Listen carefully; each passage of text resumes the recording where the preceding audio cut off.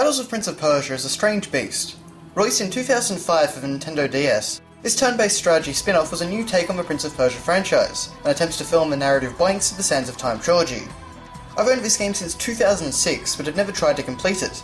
I was a huge Prince of Persia fan at the time, but something in this game caused me to abandon it after only a few hours. As far as I can tell, there are no reviews for this game on YouTube, so today we're going to take a good hard look at one of the Prince of Persia series' most overlooked and forgotten titles. Is Battles of Prince of Persia worth tracking down? As always, let's start off with the narrative. The story of Battles of Prince of Persia tries to bridge the gap between Sands of Time and Warrior Within. It's intended to show why the prince changed so dramatically between those two games, but from the word go, the prince has lost the maturity and wisdom that he gained by the end of Sands of Time. Honestly, he's annoying, stupid, and doesn't care about anyone other than himself. If we saw this transformation over time, it would be alright, but that's just who he is in this game.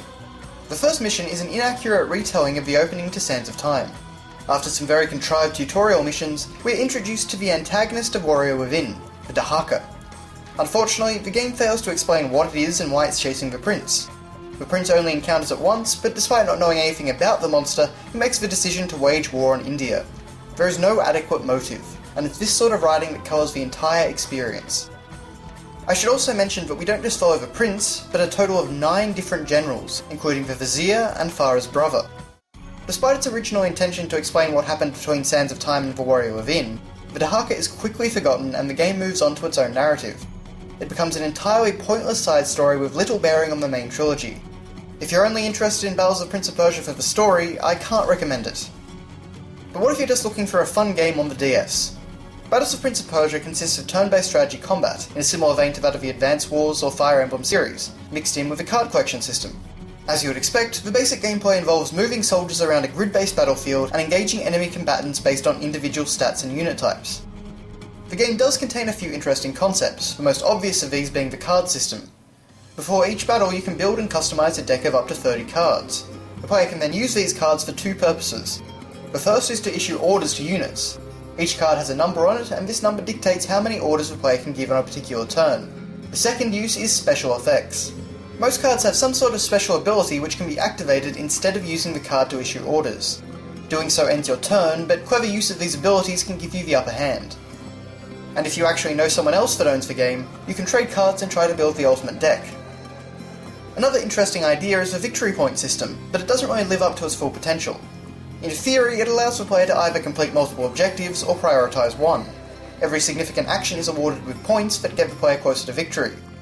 There are missions where you must capture a particular item or hold a gate against enemy troops, but in reality, almost every mission will be completed the same way, by defeating the enemy army. The concept is there, it's just not executed very well. Battles of Prince of Persia also uses a slightly unusual turn system. As usual, you'll give orders to a certain number of units, and then your opponent will do the same. Once the unit has been used, it cannot be used again until the next hour. And here's where things get unusual. The game is defined by an hour system in addition to the turn system. Each hour, everything resets, but to reach the next hour, both players have to skip their turns one after the other. This means that one player can be stuck with no units to control, and they won't get any units back until both players skip their turns. It's an unbalanced system, and makes the pace of the game extremely slow. Many battles can take an hour or 2 to complete, which is much too long in my opinion. Luckily, there is a save feature that allows you to continue from the midst of battle, but regardless, a traditional turn-based system would have worked much better. The game is controlled predominantly with the stylus, all of the action taking place on the touchscreen. It works just fine for the most part, but there are a few awkward choices. For example, you have to hold up on the D-pad and drag your stylus on the screen to move around the battlefield. The top screen gives the player tactical information about their units, which can prove useful, but isn't as clear as I'd like. It can also be switched to a minimap, although due to its small size and lack of detail, I didn't find it very useful. The last thing I want to mention about the gameplay is the battle animations. Whenever 2 enemy forces engage in battle, the player is shown a cutscene where the units duke it out. These look okay, but they don't always make sense. For example, a unit might hit an enemy and then just suddenly die.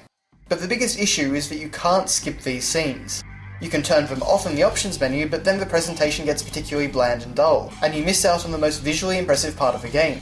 If you could skip these sequences with a button press, it would be fine, but as it stands you either have to watch every single battle or none of them at all. Graphically, Battles of Prince of Persia is passable. The visual style is very similar to that of the GBA version of Sands of Time, and it's not one that I find particularly appealing. That game was at least much more colourful than this one is.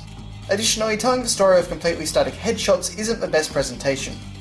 There are some cool battle animations and effects though, and I like the fact that weather changes can appear on the battlefield. I also like the Persian-style reliefs that are shown on the top screen in some of the cutscenes. I should note that I occasionally got some slowdown, both on the tactical map and during battle animations. I'm not particularly sure why, as this certainly isn't a graphically intensive game. As far as sound goes, most of the music is taken directly from Sands of Time, and consequently sounds pretty good. It's used sparingly though, and the new tracks don't leave much of an impact. I went into Battles of Prince of Persia with an open mind. After completing Sands of Time for my last review, I was interested to see what they did with the story, and as a casual fan of strategy games, I thought I might enjoy the gameplay. Unfortunately, this wasn't the case. This is only the second game I have reviewed that I have not completed. Whereas with Spider-Man 2 on the Game Boy it was because of broken difficulty, with Battles of Prince of Persia it was fatigue. I played 11.5 hours of this game over about a month, and that's all I can take. To be honest, it's not a bad game, just average. There are some fun strategic battles and some interesting ideas, but they're bogged down by a bad story, some poor choices, and incredibly slow pacing. Sorry Prince of Persia fans, I'm disappointed to say that I can't recommend this one.